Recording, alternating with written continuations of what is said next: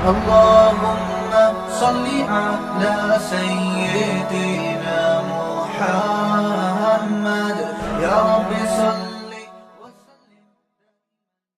بسم اللہ الرحمن الرحیم. سورہ توبہ کا رکوع نمبر 15 اور 11ویں پارے کا رکوع نمبر 4 انشاءاللہ آج میں پڑھوں گا، لیکن پچھلے رکوع کا تھوڑا سا خلاصہ باقی رہ گیا تھا، اس کے خلاصے کے طور پر 2-4 پوائنٹ میں بیان کر کے اس رکوع کی طرف آتا ہوں. تو رکوع نمبر 14 اور 3 کا تھوڑا سا خلاصہ آپ کے سامنے پیش کر دیتا ہوں. رکوع نمبر 15 اور 3 تو رکوع نمبر 15 جو ہمارا شروع ہوا تھا، یا ایھا الذین آمنوا اتقوا اللہ وکونوا مع الصادقین، اے ایمان والو اللہ سے ڈرو اور اچھے سچے لوگوں کے ساتھ ہو جاؤ، یعنی جو منافق نہیں ہوتے، قول و عمل میں جن کے تضاد نہیں ہوتا. تو ہمیں بھی ایسے لوگوں کی تلاش کرنے کی ضرورت ہے جن کے قول و عمل میں تضاد نہ ہو. کسی شاعر نے کہا ہے نا، لا یعجبنک من خطیب خطبۃ حتی یکون مع الکلام دلیلا، کہ کسی کی باتوں سے قطعاً متاثر نہ ہو جب تک کہ اس کی باتوں کے صحیح ہونے کی تمہارے پاس دلیل نہ ہو. صحیح ہونے کا مطلب یہ اس کی دلیل نہ ہو کہ یہ خود بھی اپنی باتوں پر عمل کرتا ہے کہ نہیں کرتا، پھر آپ اس سے تعلق قائم کریں. آج لوگ کسی کو بھی اپنا شیخ و مرشد بنا لیتے ہیں، داڑھی دیکھ کے، ٹوپی دیکھ کے، اور پھر پتہ چلتا ہے تو بڑا فراڈی آدمی ہے. تو منافق لوگ جو عملی نفاق ہے وہ تو ہر دور میں رہے گا. اس لیے ہمیں اس آیت کی روشنی میں پتہ چلتا ہے کہ سچے لوگ الگ ٹائپ کے ہوتے ہیں، جھوٹے اور 2 نمبر الگ ٹائپ کے ہوتے ہیں. تو سچے لوگوں کو تلاش کر کے ہمیں ان سے تعلق قائم کرنا چاہیے. اور جہاد کی فضیلت کہ مجاہد کو کوئی پیاس، تھکاوٹ، بھوک، جو کچھ بھی اللہ کے راستے میں پہنچتا ہے اور کوئی بھی وادی وہ کراس کرتے ہیں، ان تمام چیزوں پہ مجاہدین کو اجر ملتا ہے. یہ فضیلت حقیقت میں تو مجاہدین کے بارے میں، لیکن جو بھی دین کی تبلیغ کے لیے نکلے گا اس کی بھی یہی فضیلت ہے. یہی فضیلت کا مطلب ظاہر ہے اس نوعیت کی تو نہیں ہے جس نوعیت کی مجاہدین کو اجر دیا جاتا ہے، لیکن اتنی بات اس سے جب بہرحال ثابت ہوتی ہے کہ جب آپ اللہ کے کام کے لیے نکلتے ہیں تو صرف اس کام کا اجر نہیں لکھا جاتا، بلکہ اس کام کے دوران جو کچھ آپ کر رہے ہیں تمام چیزیں اجر میں لکھی جاتی ہیں. آپ دین کا علم حاصل کے لیے نکلے، صرف اللہ کی رضا مقصد تھی، تو راستے میں جو جو مصائب آپ کو پیش آئیں گے سب اجر میں لکھے جائیں گے. آپ دین کی تبلیغ کے لیے نکلے تو راستے میں جو جو ٹینشنیں، مصیبتیں آئیں گی، جو جو آپ خرچہ کریں گے سب پر آپ کو اجر ملے گا. ہاں، مجاہد کو بہت زیادہ اجر ملتا ہے. مجاہد جو جہاد نہیں کر رہے ان کو اس نوعیت کا اجر بہرحال نہیں ملتا، کیونکہ جہاد کی جتنی فضیلت ہے اتنی کسی عمل کی فضیلت نہیں ہے، لیکن اجر بہرحال ملے گا. آپ تبلیغ میں نکلتے ہیں، آپ علم حاصل کرنے کے لیے نکلتے ہیں، آپ مدرسے میں پڑھنے کے لیے جاتے ہیں. تو جب بھی آپ خیر کے کام کے لیے نکلتے ہیں تو ہمیں قرآن و سنت سے پتہ چلتا ہے کہ صرف اس کام کا اجر نہیں ملتا، بلکہ اس کام کے دوران جتنے واقعات پیش آتے ہیں، جو کچھ ہو رہا ہے، سب چیزوں پر اللہ تعالیٰ مستقل اجر عطا فرماتے ہیں. اور اس رکوع کے آخر میں ہمیں ایک اہم بات پتہ چلی تھی کہ وما کان المؤمنون لینفروا کافہ، کہ سارے مومنین ایک دم سے جہاد پہ نہ نکل جائیں، بلکہ پیچھے کاموں کو بھی سنبھالیں، علم حاصل کرنے والے بھی ہوں تاکہ اسلام بھی محفوظ رہے. ساری لڑائی بھڑائی میں لگے رہیں گے تو دین کا علم کون سیکھے گا؟ تو حلال و حرام بتانے والا کون ہوگا؟ تو دین کے علم کو اللہ نے فوکس اس لیے کیا کہ اس سے غفلت کا امکان زیادہ تھا. تو یہ تمام علوم کے بارے میں یہی ہے. اس آیت کا حاصل یہی نکلتا ہے کہ کسی بھی کام میں، چاہے وہ کتنا ہی نیکی کا کام ہو، اس طریقے سے اس کام کو کبھی نہیں کرنا چاہیے کہ دوسرے اہم کاموں سے آپ غافل ہو جائیں. جہاد کی فضیلت اسلام میں اگرچہ سب سے زیادہ ہے، لیکن جہاد بھی جبھی ہو سکتا ہے جب پیچھے بھی آپ مضبوط ہوں، آپ کی معیشت مضبوط ہو، آپ کا جو پورا ایک نظام سلطنت چل رہا ہے وہ مضبوط ہو. یہ اس کی بالکل ایسے مثال ہے جیسے ایک زمانے میں لوگ ہم سے پوچھا کرتے تھے جہاد زیادہ افضل ہے یا تبلیغ افضل ہے، تو علماء اس کا جواب دیتے تھے کہ یہ ایسا ہی ہے جیسے آپ کسی باڈی کے بارے میں، انسانی جسم کے بارے میں پوچھ رہے ہیں کہ اس کا دل زیادہ امپورٹنٹ ہے جسم میں یا جگر زیادہ امپورٹنٹ ہے. ٹھیک ہے بھائی، دل بہت امپورٹنٹ ہے، دل تو 1 سیکنڈ کے لیے بند ہو تو انسان مر جائے گا، جگر تو خراب ہو بہت عرصہ چلتا ہے. لیکن اس کا کیا یہ مطلب ہے کہ ہم جگر کاٹ کے پھینک دیں اس کا؟ ایک آدمی کہتا ہے جی میری باڈی میں جو کڈنی ہے اس کی ویلیو زیادہ ہے یا ہارٹ کی ویلیو، دل کی ویلیو زیادہ ہے؟ ویلیو تو دل کی زیادہ ہے. دماغ کی زیادہ ہے. لیکن اس کا یہ مطلب نہیں کہ آپ کڈنی کو نکال کے پھینک دیں. آپ بھائی کڈنی دل بھی جبھی کام کرے گا جب آپ کے گردے صحیح ہوں گے, گردے بھی جبھی کام کریں گے جب آپ کا دل صحیح ہوگا. تو دین کے اور دنیا کے تمام شعبے ایک دوسرے سے آپس میں منسلک ہیں. جہاد کی اہمیت زیادہ ہے مگر سب کچھ جہاد نہیں ہے. اس کے علاوہ بھی بہت سارے شعبے ہیں جن میں ہمیں توجہ دینی ہے. ان شعبوں کو بھی ہم نے زندہ رکھنے کی کوشش کرنی ہے, اور اس طرح سے جہاد میں مشغول نہیں ہونا کہ باقی تمام چیزوں سے آپ غافل ہو جائیں. اب آپ بتائیں کسی ملک کی آرمی بارڈر پہ لڑ رہی ہے لیکن ملک معاشی لحاظ سے کھوکھلا ہو جائے تو ظاہر ہے اس آرمی کے فوج کے مصارف کہاں سے پورے ہوں گے. تو اللہ تعالیٰ نے اس آیت میں ہمیں بیلنس رکھنے کا حکم دیا. یہی اسلام کی خوبی ہے کہ وہ ایک چیز کی فضیلت بہت زیادہ بیان کرتا ہے لیکن اس کے بعد اس میں اعتدال کی راہ اختیار کرنے کا حکم بھی دیتا ہے. تو اس سے یہ بھی پتہ چلتا ہے کہ اسلام گراؤنڈ ریئلٹی کو دیکھ کے ہمیں چلنے کا حکم دیتا ہے کہ بس جہاد عبادت ہے تو اب سارے اسی میں لگ جائیں. نہ کام ایسے کرنا ہے کہ اسباب کی دنیا میں کسی بھی اہم شعبے کے نقصان کا ہمیں خطرہ نہ ہو. آگے چلتے ہیں جی ہم اب رکوع نمبر 16 اور رکوع نمبر 5. اس کے بعد والا یہ جو ہمارا رکوع ہے رکوع نمبر 16 اور رکوع نمبر 5 یہ سورہ توبہ کا آخری رکوع ہوگا. اس کے بعد انشاءاللہ ہماری سورہ یونس شروع ہو جائے گی. تو یہ بہت امپورٹنٹ رکوع ہے یہ, اور بہت ہی جاندار رکوع ہے یہ جو سورہ توبہ کا آخری رکوع اب ہم پڑھنے لگے ہیں. دوبارہ میں اناؤنس کر دیتا ہوں, سورہ توبہ کا رکوع نمبر 16 یعنی آخری رکوع, اور 11ویں پارے کا رکوع نمبر 5. سب سے پہلے لفظی ترجمہ ہوگا اس رکوع کا, اس کے بعد انشاءاللہ اس کی ہم تفسیر کی طرف جائیں گے. یا ایھا الذین آمنوا قاتلوا الذین یلونکم من الکفار, اے لوگو جو ایمان لائے ہو قتال کرو لڑو, الذین ان لوگوں سے, یلونکم لانا یلونو جو ملے ہوئے ہیں تمہارے ساتھ, کم من الکفار کفار میں سے, جو کفار تمہارے ساتھ ملے ہوئے ہیں یعنی قریب قریب جو کفار ہیں, قبائل ہیں کفار کے یا کفار کے مالک ہیں جن کے بارڈر تمہارے بارڈر سے ٹچ ہوتے ہیں, ان سے تم لڑو. وَلْيَجِدُوا فِيكُمْ غِلْظَةً, اور چاہیے کہ وہ کافر تم میں سختی محسوس کریں. وَجَدَ يَجِدُ وِجْدَانًا کا معنی موجود پانا, لِيَجِدُوا چاہیے کہ وہ پائیں, فیکم تم میں غلظہ, غلظ سختی کو کہتے ہیں. یعنی اچھا سوری ابھی ترجمے میں تفسیر شروع کر دیتا ہوں. وَاعْلَمُوا اور جان لو, أَنَّ اللَّهَ مَعَ الْمُتَّقِينَ کہ بے شک اللہ تعالیٰ پرہیزگار لوگوں کے ساتھ ہیں.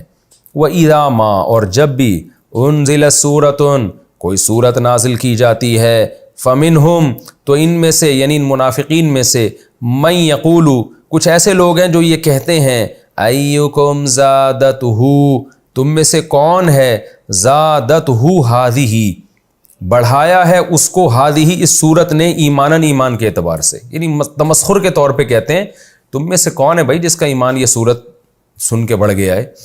فَأَمَّا الَّذِينَ آمَنُوا پس جو لوگ وہ لوگ جو ایمان لائے ہیں, فَزَادَتْهُمْ یہ سورت بڑھا دیتی ہے ان کو, ایماناً ایمان کے اعتبار سے, وَهُمْ يَسْتَبْشِرُونَ اور وہ خوش ہو رہے ہوتے ہیں. وَأَمَّا الَّذِينَ فِي قُلُوبِهِمْ مَرَضٌ اور بہرحال وہ لوگ جن کے دلوں میں مرض ہے یعنی نفاق کا مرض ہے, فَزَادَتْهُمْ تو یہ صورت بڑھا دیتی ہے ان کو, رجسن ناپاکی کے اعتبار سے, الی رجسہم ان کی ناپاکی کے ساتھ, یعنی پہلے جو ان کی ناپاکی تھی اس ناپاکی میں اور اضافہ کر دیتی ہے. وماتوا اور وہ مرتے ہیں, وہم کافرون اس حال میں کہ وہ کافر ہوتے ہیں. اولا یرون تو کیا یہ لوگ دیکھتے نہیں ہیں, انہم کہ بے شک یہ لوگ, یفتنون فتنے میں ڈالے جاتے ہیں, فی کل عام ہر سال, مرتن ایک مرتبہ, او مرتین یا 2 مرتبہ, ثم پھر اس کے بعد بھی, لا یتوبون یہ لوگ توبہ نہیں کرتے, ولا ہم یذکرون اور نہ یہ لوگ نصیحت حاصل کرتے ہیں. وَإِذَا مَا أُنزِلَتْ سُورَةٌ اور جب بھی کوئی سورت نازل ہوتی ہے, نَظَرَ بَعْضُهُمْ إِلَى بَعْضٍ ان میں سے بعض کی طرف دیکھتے ہیں, یعنی منافق مرادیں اس سے, دیکھ کے کیا کہتے ہیں, هَلْ يَرَاكُمْ مِنْ أَحَدٍ کیا دیکھ رہا ہے تمہیں کوئی, من احدٍ کوئی بھی, ایسی یہ پوچھتے ہیں ایک دوسرے سے, تمہیں کوئی دیکھ تو نہیں رہا. ثُمَّ انصَرَفُوا پھر وہاں سے اٹھ کے چلے جاتے ہیں. یعنی جب بھی کوئی سورت نازل ہوتی ہے اور یہ نبی کے محفل میں بیٹھے ہوتے ہیں تو نبی جب اس سورت کی تشریح کرنے لگتے ہیں یا وہ صورت پڑھ کے سنانے لگتے ہیں تو یہ ایک دوسرے کی طرف دیکھ کر نبی کی محفل سے کھسک جاتے ہیں. یہ مطلب ہے اس آیت کا. صرف اللہ قلوبہم، اللہ نے پھیر دیا ہے ان کے دلوں کو، بِأَنَّهُمْ، اس بات کی وجہ سے کہ بے شک یہ لوگ قوم لا یفقہون، ایسی قوم ہے جو سمجھ بوجھ نہیں رکھتے. لَقَدْ جَاءَكُمْ رَسُولٌ، تحقیق آ چکے ہیں تمہارے پاس ایک رسول، من انفسکم، تمہاری ہی جانوں میں سے ہیں، تمہاری ہی جنس میں سے ہیں، انسانوں میں سے ہیں. عزیز علیہ، میں نے کئی بار بتایا ہے نا، عز علیہ کا معنی کسی پر کوئی چیز شاق گزرنا، مشکل گزرنا. عزیز علیہ، رسول پر بہت مشکل ہے، یعنی شاق گزرتی ہے، بہت پریشان ہو جاتے ہیں رسول. کس چیز سے؟ ما، اس چیز سے، عنتم، جس سے تم پریشان ہوتے ہو. عنیتا یعنتو کا معنی پریشان ہونا، اصل میں تھا عنتم بھی، جس چیز سے تم پریشان ہو جاتے ہو، یعنی جس چیز سے تم ٹینشن میں آتے ہو، جو چیز تمہارے نقصان کا ذریعہ بنتی ہے، وہ نبی پر بہت شاق گزرتی ہے. یعنی ایسی باتیں سے نبی کو بہت تکلیف ہوتی ہے جن سے تمہیں تکلیف ہوتی ہے.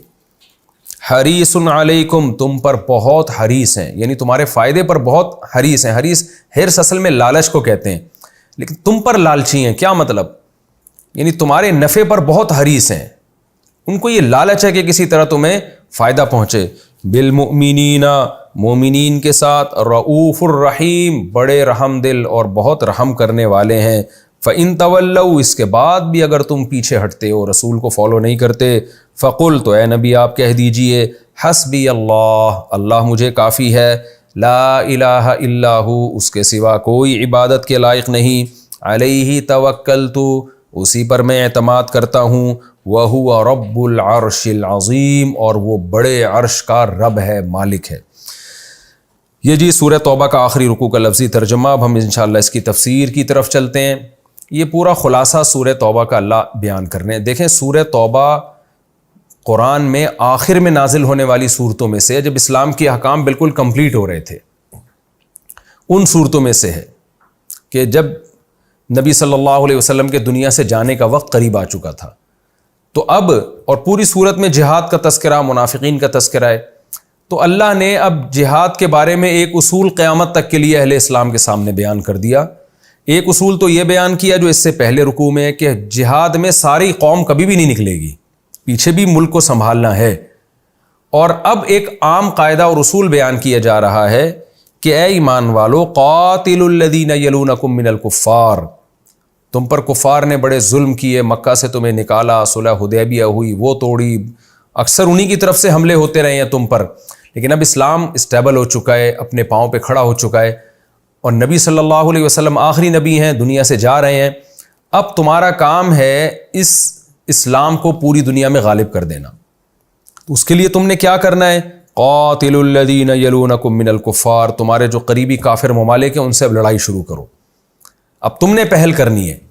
وَلْيَجِدُوا فِيكُمْ غِلْظَةً، اور اتنی تیاری کرنی ہے تم نے کہ کافر جو اسلام دشمن ہیں ان کو تمہارے اندر سختی محسوس ہو، تمہارے پاس ایسے بم ہو، ایسے تیاری ہو، ایسے گھوڑے ہوں، ایسے تیر تلواریں اور ایسی فوج آرمی ہو تمہارے پاس کہ ان کو یہ لگے کہ بھئی اس قوم سے لڑنا ہمارے لیے ممکن نہیں ہے. ان کو تمہارے اندر ایک سختی محسوس ہو، ایسی نرمی نہ ہو کہ وہ تمہیں کھا جائیں.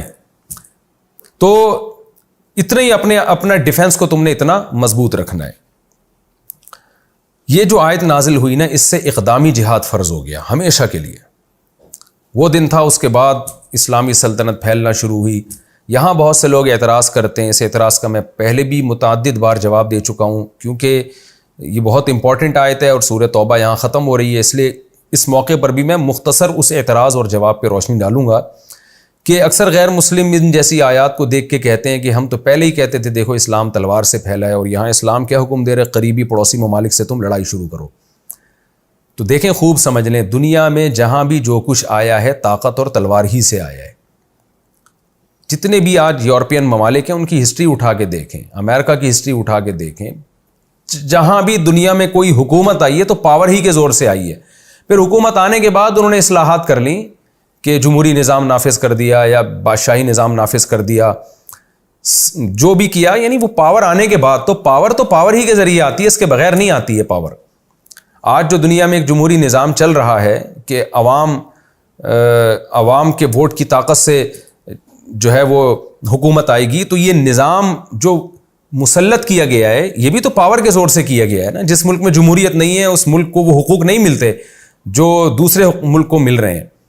تو وہ حقوق کون نہیں دیتا؟ ظاہر ہے وہ بڑی بڑی ریاستیں جو بڑی بڑے 5 پاورفل کنٹریز ہیں ان کو یہ حق حاصل ہے کہ وہ یونائٹڈ نیشن میں پالیسیاں بناتے ہیں اور پالیسیوں کی دھجیاں بھی وہی اڑاتے ہیں. تو ان کو جو یہ رائٹ حاصل ہے یہ بھی تو طاقت کے بل بوتے پر حاصل ہے نا. یونائٹڈ نیشن میں جو 5 سپر پاور ہیں جن کو ویٹو پاور کا حق حاصل ہے، تو یہ بھی تو پاور ہی کی وجہ سے ہے نا کہ دنیا کی 5 مضبوط طاقتیں ہیں، چائنا، رشیا اور امریکہ اور فرانس وغیرہ. تو یہ جو 5 بڑی طاقتیں ہیں جن کو ویٹو پاور کا حق حاصل ہے، تو اس کی بیس یہی تو ہے کہ یہ پاورفل کنٹری ہے. تو پاور ہونے کے بعد اب ان کے فیصلے دنیا پہ نافذ ہو رہے ہیں. تو جہاں بھی دنیا میں فیصلے کی پاور ہوگی وہ پاورفل کنٹری کے پاس ہی ہوگی، اور پاور آنے کے لیے آپ کے پاس طاقت کا ہونا ضروری ہے، وہ لڑائی کے بغیر نہیں آتی. تو یہ ایک ایسی فطری بات ہے جس کو اسلام بھی مانتا ہے، ساری دنیا مانتی ہے. وہ الگ بات ہے زبان سے اعتراف نہ کریں، لیکن ساری دنیا کو پتہ ہے کہ اس کے بغیر نہیں ہوتا، نہ پہلے ہوا ہے نہ اب ہوتا ہے کبھی. تو اور اس دور میں جب اسلام دنیا میں آیا تو اس دور میں تو جمہوری نظام تھا ہی نہیں، اس دور میں تو طاقت ہی کے بل بوتے پر آپ دنیا میں حکومت کیا کرتے تھے. تو اب طاقت کا استعمال کافر بھی کر رہے تھے، مسلمان بھی کر رہے تھے. تو اس میں یہ چیز امپورٹنٹ نہیں تھی کہ طاقت کا استعمال ہو رہا ہے کہ نہیں ہو رہا، یہ تھی کہ طاقت کا استعمال کس کام کے لیے ہو رہا ہے. ظلم کو پروموٹ کرنے کے لیے اگر طاقت کا استعمال ہوتا ہے تو یہ حرام ہے، ناجائز ہے. ظلم کو ختم کرنے کے لیے اگر طاقت کا استعمال ہوتا ہے تو اسلام اس کی ترغیب دے رہا ہے ان آیات میں کہ جو اللہ کے منکر ہیں، کفار کا مطلب ہی کیا، خدا کو نہیں مانتے، خدا کے نظام کو نہیں مانتے. جیسے کہ سورہ بقرہ میں پہلے بھی، سورہ توبہ میں پہلے بھی گزر چکا ہے، لا یؤمنون باللہ ولا بالیوم الآخر ولا یحرمون ما حرم اللہ ورسولہ. ایمان والو ان لوگوں سے لڑو جو اللہ اور آخرت پر ایمان نہیں رکھتے اور اللہ اس کے رسول کے حرام کو حرام نہیں سمجھتے. دنیا میں زنا کو پروموٹ کر دیا، سود کو پروموٹ کر دیا، شراب پھیلا دی دنیا میں، ہومو سیکچولیٹی پھیلا دی دنیا میں، گے میرج اور لیسبین، یہ سارے کلچر کو فروغ دے رہے ہیں، فطرت سے بغاوت کر رہے ہیں. تو قرآن نے ان کافروں کے خلاف صحابہ کرام کو لڑنے کا حکم دیا جو خدا کے حلال کو حلال اور خدا کے حرام کو حرام نہیں کہتے. تو دنیا میں برائی پھیلا رہے ہیں، تو برائی کے خلاف اسلام کی تلوار اٹھی ہے. تو اس لیے چاہے کوئی غیر مسلم ہو یا مسلم، ہمارے لیے یہ بحث اتنی امپورٹنٹ نہیں ہے کہ آپ تلوار کے زور سے تبلیغ کر رہے ہیں یا تلوار کے بغیر. امپورٹنٹ یہ ہے کہ آپ طاقت کے زور سے پھیلا کیا رہے ہیں. اگر دنیا میں آپ بے حیائی پھیلا رہے ہیں، ظلم پھیلا رہے ہیں، سودی نظام پھیلا رہے ہیں تو غلط کر رہے ہیں، اور دنیا میں آپ اچھائی کو پروموٹ کر رہے ہیں تو بھائی طاقت کے زور سے آپ کریں، بڑی اچھی بات ہے. اس کی مثال ایسے ہے جیسے حکومت دیکھتی ہے کہ ملک میں ہیروئن اور شراب جو ہے یا ہیروئن اور نشہ عام ہو رہا ہے، لوگوں کی صحتیں برباد ہو رہی ہیں، تو حکومت پہلے آرام سے سمجھائے گی، نہیں مانیں گے تو حکومت ڈنڈا استعمال کرے گی اور ہیروئنچوں کو پکڑ پکڑ کے جیل میں ڈالے گی. اور سعودی عرب میں تو یہاں تک قانون ہے کہ کسی کے بیگ سے اگر نشے کی کوئی چیز نکل آئے تو فوراً گردن اڑا دیتے ہیں اس کی. اسی وجہ سے وہاں منشیات کا لیول 0 ہے، بالکل منشیات نہیں ہے سعودی عرب میں. اب اگر کوئی کہے یار سعودی عرب تو منشیات کے خلاف تلوار استعمال کر رہا ہے، حکومت پاکستان یا امریکہ جو ہے وہ تو ہیروئنچی اور چرسیوں کے خلاف پولیس آپریشن، کیا فوجی آپریشن کر رہی ہے، تو یہ تو طاقت کے زور سے تو نہیں آپ چرس کو ختم کریں. آپ کو تو چاہیے چرسیوں کو بٹھا کے محبت سے سمجھائیں، آپ جو آپ کی بات مان لے ٹھیک ہے، تو جو پی رہا ہے اس کو پینے دیں. تو یہ تقریر غلط ہوگی. ہم یہ کہیں گے کہ طاقت کے زور سے ہیروئن پھیلانا غلط ہے، ہیروئن اور چرس کو ختم کرنا یہ بہت اچھا کام ہے. تو یہاں بھی یہی ہے کہ اسلام نے بھی تلوار چلائی ہے، کافر بھی تلوار چلاتے ہیں، ساری دنیا تلوار چلاتی ہے، ساری دنیا کے پاس فوجیں ہوتی ہیں. اسلام آپ کو حق کو پھیلانے کے لیے تلوار استعمال کرنے کا حکم دیتا ہے اور باطل کو پھیلانے کے لیے تلوار استعمال کرنے کا حکم دیتا ہے. تو یہ آیتیں جب نازل ہوئیں تو صحابہ کرام پوری دنیا میں پھیل گئے. محمد بن قاسم بنو امیہ کے دور میں سندھ آئے، سندھ فتح ہوا. مشہور جتنے بڑے بڑے کمانڈر گزرے ہیں آپ ان کی تاریخ اٹھا کے دیکھیں، اور پوری دنیا خلیفہ ہارون رشید کے دور میں جتنی اس مہذب دنیا تھی سب اسلام کے زیر نگیں آ چکی تھی. پوری دنیا جہاں بھی آبادی تھی وہ مسلم خلافت کے تحت تھی اور ایک بڑا شاندار ماضی تھا. اور اللہ نے مدد کی، اللہ نے کیونکہ حکم دیا کہ وَاعْلَمُوا أَنَّ اللَّهَ مَعَ الْمُتَّقِينَ، تم اگر برائی سے بچو گے تو اللہ تمہارے ساتھ ہے. متقین کا مطلب یہی برائی سے بچنے والے. تو اس کا مطلب یہی تھا کہ تمہارے ساتھ جو اللہ تمہاری مدد کرے گا وہ اس لیے کہ تم اچھائی کو پروموٹ کر رہے ہو. تو تم اگر خود برے ہو گئے تو پھر اللہ تمہاری مدد نہیں کرے گا. تو پھر 7ویں صدی ہجری کے قریب قسطنطینیہ فتح ہوا اور ترکی میں پھر خلافت قائم ہوئی, اور یہی سلسلہ چلا آ رہا تھا. اور پھر اب مسلمان کمزور ہو گئے, مسلمانوں کی خلافتوں کا خاتمہ ہو گیا, اور اب دنیا میں 5 بڑی ریاستیں ہیں جن کی حکومت ہے, اور انہی کا ڈنکا بج رہا ہے, وہ بھی طاقت کے زور سے ہی بج رہا ہے ان کا ڈنکا. اب کیا حکم ہے اقدامی جہاد کا؟ تو اس پر پوری امت کے علماء کا اتفاق ہے کہ اقدامی جہاد کے لیے طاقت ضروری ہے. جیسے کہ سورہ توبہ میں پہلے یہ آیتیں گزر چکی ہیں کہ کم سے کم اتنی طاقت کہ جس قوم سے تم لڑ رہے ہو تمہاری اور اس کی طاقت کا ریشو کم سے کم ہاف ہو. اگر یعنی اتنی طاقت ہو کہ آدھے اور ایک کا توازن ہو کم از کم. اس سے بھی کم اگر طاقت ہے پھر اقدامی جہاد فرض نہیں ہے, اس لیے کہ پھر شکست کا امکان زیادہ ہے. اور صرف اتنی طاقت نہیں کافی, بلکہ اس کو فتح کرنے کے بعد اس کو سنبھال بھی سکو. یہ تمام چیزیں اس استطاعت میں داخل ہیں جس کی بہت زیادہ ڈیٹیل میں پچھلے لیکچروں میں بیان کر چکا ہوں. تو اس میں اللہ نے حکم دیا کہ ایمان والو تم ان لوگوں سے لڑنا شروع کرو جو تمہارے قریبی کفار ممالک ہیں, اور چاہیے کہ وہ تمہارے اندر سختی محسوس کریں. وَاعْلَمُوا أَنَّ اللَّهَ مَعَ الْمُتَّقِينَ, اور جان لو کہ اللہ متقین کے ساتھ ہے. صحابہ کو تھا کہ پوری دنیا سے اللہ ہمیں لڑنے کا حکم دے رہا ہے, تو ہم تو بہت تھوڑے سے ہیں, پوری دنیا میں ہم لڑ کے کہاں تک پہنچیں گے. اللہ نے تسلی دے دی اگر تم پرہیزگار ہو, دین پر قائم ہو, تو یقین رکھو اللہ تمہارے ذریعے سے اسلام کا جھنڈا پوری دنیا میں لہرائے گا. تو یہ اللہ نے تسلی دے دی.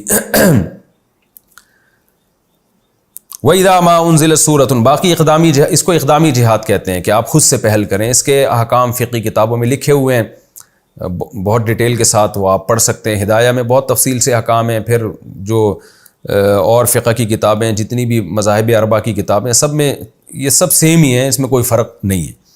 آج ہمارے بہت سارے جو اسکالرز ہیں وہ اقدامی جہادی کا انکار کر دیتے ہیں غیروں کو خوش کرنے کے لیے.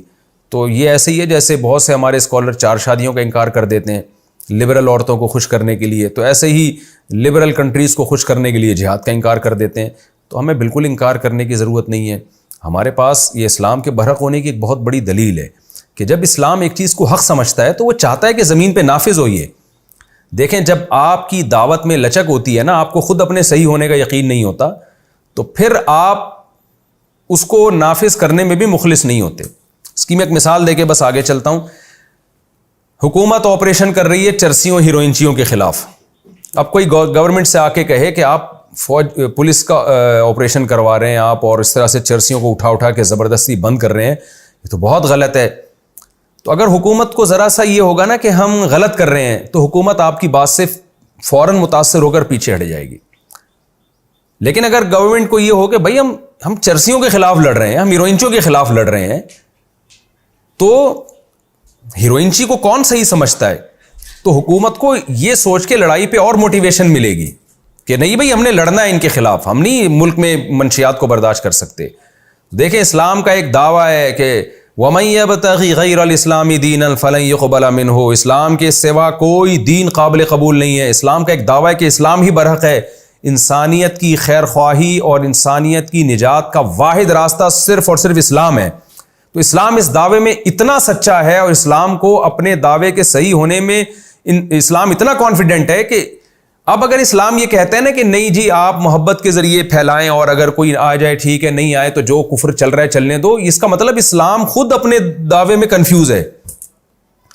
جو آدمی اپنے دعوے میں کانفیڈنٹ ہوتا ہے نا, اس کو پھر وہ کہتا ہے کہ بس یہی ہے, اس کے علاوہ نہیں ہے, اور یہی دنیا میں نافذ ہوگا, اس کے علاوہ کوئی آپشن نہیں ہے. تو اسلام اپنے دعوے میں اتنا اسلام کو کانفیڈنس ہے کہ اسلام کہتا ہے بھائی میں دنیا میں کفر کی حکومت برداشت نہیں کر سکتا. اس میں انسانیت کی تباہی آپ دیکھ لینا, انڈیا کے حالات کیا ہیں, ہومو سیکشولیٹی کیسے پھیل گئی ہے, لڑکے لڑکوں سے بدفعلی, لڑکیاں لڑکیوں سے بدفعلی, اور پھر گرل فرینڈ بوائے فرینڈ کا جو سسٹم چل پڑا ہے ہندوستان میں, امریکہ میں, فرانس میں, جاپان میں, پوری دنیا میں. میرے پاس کل ایک نیوزی لینڈ سے کسی کا فون آیا کہ میں اتنی بچوں کی تربیت کے لیے اس قدر پریشان ہوں کہ یہاں گرل فرینڈ بوائے فرینڈ سے معاملہ آگے بڑھ چکا ہے. یعنی یہاں تک ہو رہا ہے کہ ایک مرد اور 2 لڑکیاں آپس میں جو ہے وہ لائف پارٹنر بن جاتے ہیں, اور ایک لڑکی اور 2 لڑکے آپس میں پارٹنر بن جاتے ہیں. یعنی 2 آدمی اور 1 عورت, ان تین کی جوڑی بنتی ہے، یا ایک دو عورتیں ایک مرد، ان کی جوڑی بنتی ہے، اور یہ پھر مل جل کے جو شیطانی حرکتیں کرنی ہوتی ہیں کر رہے ہوتے ہیں، یہ اس چیز کو پروموٹ کیا جا رہا ہے. تو کیا یہ ایسی چیزیں ہیں جس پہ اسلام جہاد کا حکم نہ دے آپ کو؟ میں پھر بھی کہہ رہا ہوں آج اجازت نہیں ہے اس طرح اقدامی جہاد کی. اس کی وجہ یہ کہ طاقت آپ کے پاس نہیں ہے. آپ نے اگر آپ بغیر تیاری کے آپ اٹھ کھڑے ہوتے ہیں، ہم تو اپنے ملک کی بقا کی کوشش میں لگے ہوئے ہیں، اور ہمارے ہاں اپنے معاشی حالات ایسے ہیں کہ ہم بچ جائیں، اپنی خود کو باقی رکھ لیں تو بڑی بات ہے. اس لیے علماء کہتے ہیں یہ تو حضرت بظاہر ایسا گراؤنڈ ریئلٹی کو دیکھ کر بظاہر ایسا لگتا ہے یہ تو حضرت عیسیٰ علیہ السلام کے دور میں ہی اب اقدامی جہاد ہو سکتا ہے. میں اس لیے کہہ رہا ہوں ایسا نہ ہو کہ کوئی بھی سرپھرا اٹھ کے کچھ تباہی بربادی اور بم پھاڑنا شروع کر دے، اور جس کا فائدے کے بجائے الٹا نقصان ہوگا، ہم اور پس جائیں گے. تو اقدامی جہاد کے لیے بہرحال پہلی شرط ہے کہ آپ کے پاس طاقت اور قوت ہو، آپ میں تیاری اتنی ہو کہ آپ لڑ سکیں. وہ نہیں ہے تو آپ تیاری کی کوشش کریں، ملک کو اسٹیبل کرنے کی کوشش کریں، اور ملک کو آپ ایک پاورفل بنانے کی کوشش کریں، اور سارے زمینی حقائق کو سامنے رکھ کر آپ فیصلہ کریں. اور یہ آپ بھی نہیں کریں گے، یہ بھی جو آپ کے جو بھی حکمران ہوں گے وہ کریں گے. وہ صحیح نہیں ہے تو حکمرانوں کو چینج کرنے کی کوشش کریں. تو یہ تمام احکام تو اپنی جگہ. میرا مقصد تو صرف اسلام کے اس فلسفے کو ڈیفائن کرنا ہے کہ اقدامی جہاد کا اسلام نے حکم کیوں دیا. اس کی وجہ یہ کہ اسلام کا یہ دعویٰ ہے کہ اسلام کے سوا نجات کسی کے پاس نہیں ہے، اور اس کے علاوہ جو کچھ ہے وہ باطل ہے. تو باطل کے خلاف لڑنا یہ عبادت ہے. یہ اس کو آپ یہ نہیں کہیں گے کہ آپ زبردستی اپنی رائے مسلط کر رہے ہیں. اب چونکہ یہ سورہ توبہ کا آخری حصہ ہے، سورہ توبہ جب نازل ہوئی تھی تو بہت صحابہ خوش ہوئے تھے، مجاہدین کے فضائل بیان ہوئے، تبوک میں شریک ہونے والوں کو بڑی موٹیویشن ملی، آئندہ جہاد کے احکام نازل ہوئے، ایک حوصلہ ملا، اور صحابہ کو اپنی ذمہ داری کا احساس ہوا کہ اب اس دین کو پوری دنیا میں ہم ہی نے غالب کرنا ہے. ان کا ایمان بڑھ گیا. لیکن اللہ فرماتے ہیں کہ یہاں بھی منافقین نے دوغلی حرکت کی. اس کا تذکرہ ہوگا کہ اس صورت پہ خوشی منانے کے بجائے منافقین غم منا رہے ہیں، ماتم کر رہے ہیں، اور ان کے نفاق میں اضافہ ہو رہا ہے، اور اہل ایمان والوں کے ایمان میں اضافہ ہو رہا ہے. اس بات کا تذکرہ کرنے کے بعد اللہ تعالیٰ نبی صلی اللہ علیہ وسلم کی صفات بیان کریں گے سورت کے آخر میں کہ اے ایمان والو تم اللہ کا شکر ادا کرو، اللہ نے تمہیں ایسے پیغمبر دیے کہ وہ اپنے آپ سے زیادہ تمہارے خیر خواہ ہیں، لہذا اس رسول کی تم اطاعت کرو، ان کی اتباع کرو، اور اسی میں کامیابی. اور رسول کو بھی تسلی دے دی اس سورت کے آخر میں کہ اے نبی آپ اپنا پیغام پہنچائیں. ہم نے آپ کی صفات اور آپ کی خوبیاں بھی ان کے سامنے بیان کر دی، جہاد کی اہمیت بھی بیان کر دی. اب اگر ان میں سے کوئی اعراض کرتا ہے تو اے نبی آپ نے غم نہیں کرنا، آپ نے یہ دعا پڑھنی ہے حسبی اللہ، اللہ مجھے کافی ہے، علیہ توکلت، میں اسی اللہ پہ اعتماد کرتا ہوں، اور وہ عرش عظیم کا مالک ہے، یعنی بہت طاقتور بادشاہ ہے وہ، تو میں اس پر اعتماد کرتا ہوں. تو اس بہترین اختتام کے ساتھ اللہ نے سورت کو ختم کیا. ہم آگے چلتے ہیں. وَإِذَا مَا أُنزِلَتْ سُورَةٌ، جب بھی کوئی سورت نازل ہوتی ہے، جیسے کہ سورۃ توبہ نازل ہوئی، فَمِنْهُم مَن يَقُولُ أَيُّكُمْ زَادَتْهُ هَٰذِهِ إِيمَانًا، تو منافقین تنزیہ کہتے ہیں بتاؤ بھائی تم میں سے کس کا ایمان بڑھا ہے. یہ صحابہ تو بڑی خوشی منا رہے ہیں، اور ان کے تو بڑی ان کے چہروں سے جھلک رہی ہے کہ ان کا ایمان اور زیادہ بڑھ گیا، تو بتاؤ تم میں سے بھی کسی کا ایمان بڑھا ہے. ایسے تمسخر مذاق میں کہتے تھے. تو اللہ کہتے ہیں ہم بتاتے ہیں کس کا ایمان بڑھا اور کس کا گھٹا ہے، آؤ ہم بتاتے ہیں. فَأَمَّا الَّذِينَ آمَنُوا، اللہ فرماتے جو ایمان والے لوگ ہیں، فَزَادَتْهُمْ ایمانا، یہ صورت ان کے ایمان کو بڑھا دیتی ہے. وَهُمْ يَسْتَبْشِرُونَ، اور وہ خوش ہو رہے ہوتے ہیں، ان کا ایمان بڑھ چکا ہوتا ہے، اس کی کیفیات میں اضافہ ہو چکا ہوتا ہے، اور وہ خوش ہو رہے ہوتے ہیں. وَأَمَّا الَّذِينَ فِي قُلُوبِهِمْ مَرَضٌ، ہاں جن کے دلوں میں نفاق کا مرض ہے، فَزَادَتْهُمْ رِجْسًا إِلَىٰ رِجْسِهِمْ، یہ صورت ان کی ناپاکی کے ساتھ مزید ناپاکی میں اضافہ کر دیتی ہے. ان کے دل میں جو نفاق کی گندگی ہے، یہ گندگی اور بڑھ جاتی ہے. اس سے ہمیں کیا پتہ چلتا ہے کہ برا آدمی جو 2 نمبر ہوتا ہے نا، جب آپ اس کو نصیحت کرو تو بجائے نصیحت قبول کرنے کے اس کی دشمنی میں اور اضافہ ہو جاتا ہے. آج بھی صبح و شام ہمیں اس کا مشاہدہ ہوتا ہے. ایک آدمی کو آپ نصیحت کریں، وہ کیا غیظ و غضب میں آنا شروع ہو جاتا ہے، وہ اپنی انسلٹ محسوس کرتا ہے اس میں، اور گناہ پہ اور جری ہو جاتا ہے. سیاسی لوگوں میں تو اس کا صبح و شام مشاہدہ ہمیں دیکھ رہے ہوتے ہیں. آپ کسی پارٹی کو سپورٹ کرتے ہیں، اگر کوئی دوسری پارٹی کی تعریف کر دے اور صحیح تعریف کر رہا ہو تو بجائے ماننے کے اور زیادہ اس کی نفرت اس کے دل میں بڑھ جاتی ہے. تو قرآن منافق کی یہ حالت بیان کر رہا ہے. فَزَادَتْهُمْ رِجْسًا إِلَىٰ رِجْسِهِمْ، ان کی ناپاکی میں اور اضافہ ہوتا ہے. وَمَاتُوا وَهُمْ كَافِرُونَ، اور یہ مر جاتے ہیں کافر ہو کر، یعنی موت تک ان کو توبہ کی توفیق نہیں ملتی. اللہ منافقین کو کہتے ہیں دیکھو اولا يرون انهم يفتنون في كل عام مرة او مرتين، دیکھتے نہیں ہو ہر سال تمہیں 1 یا 2 مرتبہ فتنوں میں ڈالا جاتا ہے. یہ ایک یا دو مرتبہ کا مطلب یہ ایک یا دو مرتبہ نہیں ہے، بلکہ یہ محاورہ ہے کہ متعدد بار، کبھی ایک بار کبھی بار بار، ہر سال فتنے آتے ہیں۔ وہ فتنے کیا تھے؟ وہ قدرتی حوادث بھی ہو سکتے ہیں، وہ منافقین کی جو پول پٹیاں کھولی جاتی ہیں آیتوں کے ذریعے اور عملی طور پر ان کو آزمائشوں میں ڈال کے، وہ فتنہ بھی مراد ہو سکتا ہے۔ بہرحال اس کی پوری حقیقت اللہ ہی جانتے ہیں اس دور میں کیا ان پر آزمائشیں آتی تھیں، ہمیں زیادہ اس کا قرآن و سنت میں تذکرہ نہیں ملتا۔ اتنی بات ہے کہ کوئی نہ کوئی آزمائشیں ان کے اوپر آتی رہتی تھیں کسی بھی لحاظ سے۔ تو اللہ کہہ رہے کہ دیکھتے نہیں، ہر سال تمہیں اللہ مصیبتوں میں ڈالتا ہے تاکہ تم اللہ کی طرف مائل ہو، لیکن ثم لا یتوبون، پھر بھی یہ توبہ نہیں کرتے، ولا هم یذکرون، اور نہ یہ نصیحت حاصل کرتے ہیں بلکہ اسی دنیا سے دل لگا کے بیٹھے ہوئے ہیں۔ وَإِذَا مَا أُنزِلَتْ سُورَةٌ، اور ان منافقین کی ایک اور حالت ہے کہ جب کوئی سورت نازل ہوتی ہے، جیسے کہ سورۃ توبہ نازل ہوئی، تو نبی کی محفل میں جب نبی اس سورت کو بیان کر رہے ہوتے ہیں تو بجائے اس کے کہ اس سورت کے مضامین کو سنیں، غور کریں، ان کی آیتوں میں تدبر کر کے اپنی اصلاح کریں، نہ یہ چاہتے ہیں کہ نبی کی مجلس سے نکل جائیں، یہ نصیحت ہمیں سننے کو نہ ملے۔ تو کیا ہوتا ہے؟ نظر بعضهم الی بعض، ان میں سے بعض ایک دوسرے کی طرف دیکھتے ہیں اور پھر ایک دوسرے سے آنکھوں میں پوچھ رہے ہوتے ہیں، هل یراکم من احد، تمہیں کوئی دیکھ تو نہیں رہا؟ ثم انصرفوا، پھر نبی کی مجلس سے اٹھ جاتے ہیں، چپکے سے نکل جاتے ہیں۔ سامنے اٹھ کے جانا کہ لوگ دیکھ رہے ہوں، اس میں تو بے عزتی ہے نا کہ تم پیغمبر کی مجلس کو چھوڑ کر کہاں جا رہے ہو، لیکن قرآن کہتا ہے ایک دوسرے سے آنکھوں میں اشارہ کر کے مجلس سے کھسک جاتے ہیں۔ تو اللہ نے اس بات کو بھی وحی بنا کے نبی پہ نازل کر دیا۔ نبی کو نہیں پتہ چل رہا تھا کہ میری محفل سے یہ اس طرح نکل کے غائب ہو جاتے ہیں، نصیحت کی بات سننا ہی پسند نہیں کرتے، لیکن اللہ نے وحی کے ذریعے نبی کو خبردار کیا کہ یہ کم بخت سننا چاہتے ہی نہیں ہیں۔ صرف اللہ قلوبہم، اللہ کہتے ہیں یہ نبی کی محفل سے منصرف ہوئے تو اللہ نے بھی ان کے دلوں کو منصرف کر دیا، حق سے پھیر دیا۔ بِأَنَّهُمْ قَوْمٌ لَا يَفْقَهُونَ، اس لیے کہ یہ سمجھدار لوگ نہیں ہیں۔ ہمارے لیے کیا نصیحت ہے اس میں کہ جب بھی ہمیں ہمارے سامنے قرآن یا ہماری نصیحت کی بات کی جائے تو ہمارے لیے اس مجلس سے اس بیس پہ اٹھنا کہ ہم نصیحت کی بات سننا نہیں چاہتے، یہ بہت خطرناک حرکت ہے۔ تو ایمان والے لوگ نصیحت کی بات شوق سے سنتے ہیں اور اس پر عمل کی کوشش کرتے ہیں، اور 2 نمبر بے ایمان لوگ ان کو نصیحت کے علاوہ دنیا میں ہر بات اچھی لگتی ہے۔ لیکن یاد رکھیں اگر کسی سے کوئی بیان سستی کی وجہ سے نہیں سنا جا رہا تو وہ اس میں داخل نہیں ہے۔ بعض دفعہ انسان نصیحت کی بات اس لیے نہیں سن رہا کہ اس کو ایک سستی ہو رہی ہے، کاہلی ہو رہی ہے، تھکاوٹ ہو رہی ہے، وہ بالکل ایک الگ ٹاپک ہے۔ یعنی ایسا نہ ہو کوئی کسی بزرگ کے بیان میں بیٹھا ہوا ہو اور وہ کھسک کے جا رہا ہو، آپ اس پر یہ آیتیں فوراً فٹ کر دیں کہ دیکھو قرآن نے منافقین کی علامت بیان کی ہے کہ مجلس واعظ کی مجلس سے کھسک جاتے ہیں، تو یہ داخل نہیں ہے اس میں، اس لیے کہ وہ ہو سکتا ہے وہ تھکاوٹ کی وجہ سے کمر میں درد یا کوئی مسئلہ ہو یا کوئی ضروری کام ہو۔ یہاں وہ کھسکنا مراد ہے کہ نصیحت سننے کا شوق ہی نہیں ہے۔ جب بھی کوئی اچھی بات کی جائے گی تو بھائی نکلو یہاں سے۔ تو پیغمبر کی مجلس میں ایسی بے رخی کر رہے ہیں۔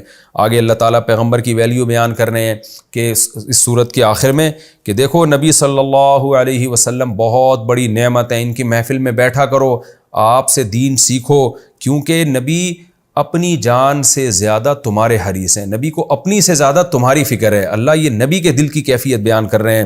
اے ایمان والو، لقد جاءکم رسول من انفسکم، تمہاری ہی جنس میں سے رسول تمہارے پاس آ چکے ہیں۔ جنس کا مطلب انسانوں میں سے ہیں، جنات یا فرشتوں میں سے نہیں ہیں، انسانوں میں سے، لہذا تم ان سے مانوس ہو سکتے ہو، اپنی دل کی باتیں ان کے سامنے شیئر کر سکتے ہو، ان کو فالو کر سکتے ہو۔ عزیز علیہ ما عنتم، ہر وہ چیز جس کی وجہ سے تم ٹینشن میں آؤ، وہ چیزیں نبی کو پریشان کرتی ہیں۔ کیا مطلب؟ نبی ہر وقت اس فکر میں لگے رہتے ہیں کہ امت کا کسی طریقے سے بھلا ہو جائے، نبی تمہیں پریشان دیکھنا نہیں چاہتے۔ حریص علیکم، تم پر بہت حریص ہیں۔ دیکھیں حرص اور لالچ کا لفظ یہ برے معنی میں استعمال ہوتا ہے، لیکن اچھی چیز کی جو حرص ہے اور لالچ ہے تو یہ اچھی کہلاتی ہے۔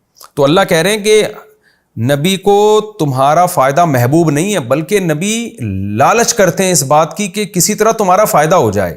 حریص علیکم، تم پر بہت حریص ہیں۔ بالمؤمنین رؤوف الرحیم، اور مومنین کے ساتھ بہت نرم دل اور رحم کرنے والے، بہت مشفق ہیں۔ تبھی تو دیکھیں کیسے کیسے مجرموں کو آپ صلی اللہ علیہ وسلم نے معاف کیا۔ تو اے ایمان والو، ایسے رسول کی قدر کرو، کیونکہ ان رسول کو ہم نے اعلیٰ اخلاق پر بنایا ہے، اعلیٰ اخلاق پر ان کی تخلیق ہوئی ہے کہ امت کی خیر خواہی اور اپنے ساتھیوں کی اصلاح کا اور ان کی خیرخواہی کا بے پناہ جذبہ.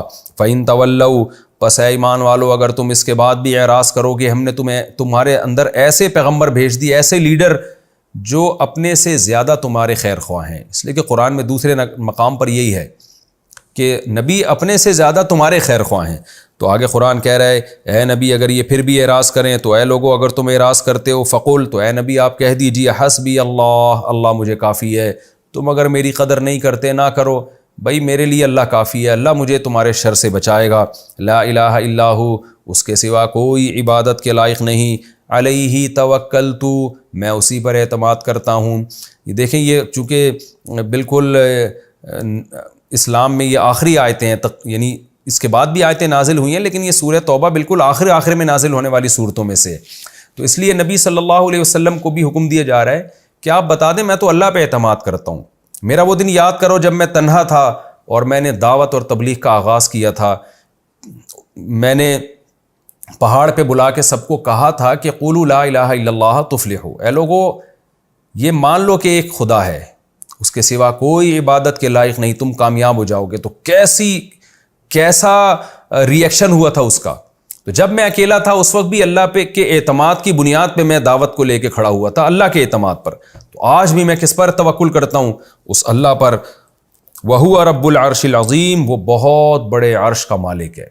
بادشاہوں کی جب بھی صفات بیان کی جاتی تھی نا پہلے زمانے میں، تو بادشاہ کے تخت کا تذکرہ لازمی ہوتا تھا کہ جس تخت پہ بادشاہ جلوہ افروز ہوتا ہے وہ عرش بہت بڑا ہے. تو اس سے بادشاہ کی سلطنت کی وسعت کا اندازہ ہوتا تھا. تو وہی محاورے قرآن نے بھی استعمال کیے ہیں کہ اللہ کا عرش بھی بہت بڑا ہے. حدیث میں آتا ہے اللہ کا عرش ساتوں زمین اور آسمانوں کو گھیرے ہوئے. تو سوچیں اللہ کی ذات کیسی ہوگی. تو اتنا طاقتور بادشاہ، میں اس پر اعتماد کرتا ہوں، لہذا تم مجھے فالو کرو یا نہ کرو تو میرا کوئی نقصان ہونے والا نہیں ہے کیونکہ میرا اعتماد تو اللہ پر ہے. تو مجھے فالو کرو گے تمہارا فائدہ ہے کیونکہ میں تمہارا خیر خواہ ہوں. یہ ہماری صورت ختم ہوئی. یہ رکوع کا میں خلاصہ آپ کے سامنے پیش کر کے اس کو ختم کرتا ہوں. یا ایھا الذین آمنوا اتقوا اللہ، اس میں اللہ نے اقدامی جہاد کا حکم دیا اور اس کی میں نے حکمتیں آپ کے سامنے پیش کر دیں کہ ایک اہم ترین حکمت بس میں لازمی بیان کر دوں اور علمی نقطے کے طور پر کہ دیکھیں اسلام نے کفر کو تو دنیا میں برداشت کیا ہے، کفر کی حکومت کو برداشت نہیں کیا. اقدامی جہاد کا مقصد یہی ہے کہ کافر بھی اگر رہے گا تو اسلامی سلطنت کے زیر سایہ رہے گا. کافر کو تلوار کے زور سے مسلمان نہیں کیا جائے گا، اس کی حکومت کو چھینا جائے گا. حکومت اسلامی ہوگی، حکومت کی بیس قوم پرستی نہیں ہوگی. آج دنیا میں حکومتیں قوم پرستی کی بیس پر ہیں. یہ پاکستانی ہے، یہ انڈین ہے، یہ افغانی ہے، یہ فارسی ہے. یہ کس بیس پر ہو رہی ہے حکومت؟ بھائی حکومت اس بیس پر ہوگی کہ آپ کسی بھی قوم سے ہیں، آپ نافذ کیا کر رہے ہیں؟ آپ اللہ کے لیے لڑ رہے ہیں تو ٹھیک ہے، اللہ کے علاوہ کے لیے لڑ رہے ہیں تو غلط ہیں. اسلام میں دو ہی قومیں ہیں اور دو ہی ریاستیں ہیں، ایک دارالاسلام اور ایک دارالحرب، دارالکفر جسے کہا جاتا ہے. اور دو ہی قومیں، ایک اللہ کو ماننے والے اور ایک نہ ماننے والے. اس کے علاوہ جتنی لڑائیاں ہیں وہ قوم پرستی کی بیس پر ہیں. تو اس آیت میں اللہ نے قوم پرستی کی بیس ہی ختم کر دی کہ اسلام میں حکومت کی بیس اللہ کے دین کو دنیا میں نافذ کرنا ہے. الاسلام یعلو ولا یعلی علیہ، اسلام غالب ہوگا اور اسلام پر کوئی چیز غالب نہیں آ سکتی. تو جیسے آج یورپ میں جب آپ جاتے ہیں نا تو آپ کو اسلام پر عمل کرنے کی آزادی ہے، لیکن اسلامی حکم یورپی قانون سے اگر ٹکرا رہا ہو تو پھر وہ اپنے قانون کو ترجیح دیتے ہیں. پھر وہ کہتے ہیں پھر ہمارا قانون سپیریئر ہوگا. تو اسلام بھی یہی بات کرتا ہے. اسلام کہتا ہے کہ غیر مسلم کو آزادی ہے اسلامی ریاست میں جیسے چاہے کرے، لیکن اس کا قانون اگر اسلام کے قانون سے اپوزٹ ہوگا، ٹکرا رہا ہوگا تو پھر الاسلام یعلو، پھر اسلام غالب ہوگا اور اسلام کے علاوہ جو کچھ ہے وہ قانون مغلوب ہوگا. یہ ایک ہمیں اہم بات پتہ چلی. دوسری بات کیا ہمیں پتہ چلی کہ بھئی جب بھی نصیحت کی بات کی جاتی ہے تو دو طرح کے لوگ ہوتے ہیں. کچھ لوگوں کا ایمان بڑھتا ہے، ان کی آنکھوں سے آنسو آتے ہیں، وہ نصیحت پر عمل کرنے کے لیے تڑپتے ہیں، اور کچھ لوگ ایسے ہوتے ہیں جن کو اس سے کراہت ہوتی ہے اور ان کے دل میں حق سے محبت کے بجائے حق سے اور زیادہ نفرت پیدا ہونا شروع ہو جاتی ہے. تو ہمیں اپنے بارے میں دیکھنا چاہیے کہ ہم کس جماعت کے ساتھ کھڑے ہوئے ہیں. اگر ہم دوسری جماعت کے ساتھ کھڑے ہوئے ہیں تو اس نفاق سے ہمیں توبہ کرنی چاہیے.